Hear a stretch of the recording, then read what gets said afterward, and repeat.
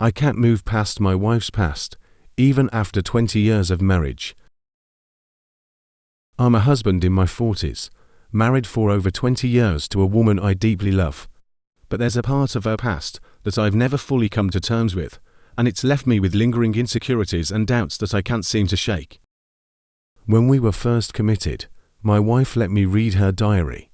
She was open about a lot of things, but one entry struck me and still haunts me today. She'd written about meeting up with a man in his hotel room, and while she described it as him forcing himself on her, she also mentioned that she orgasmed. Afterward, she chose to stay the night with him and, by her own accounts, slept with him again twice before checking out the next day. It happened after we were already together, and I remember feeling devastated at the time.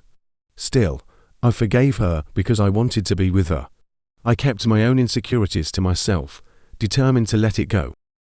But around that same time, I noticed things that added to my unease. She seemed to be in touch with other men she met online, some of whom she saw in person.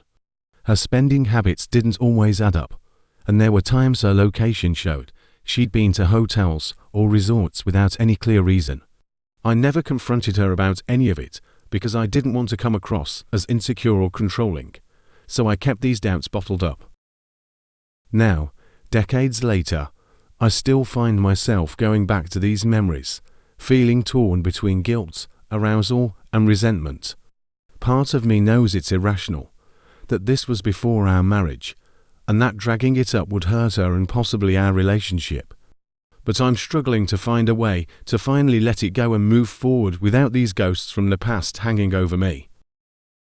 Has anyone else struggled with something like this? How do you finally let something like this go without damaging what's good in the present?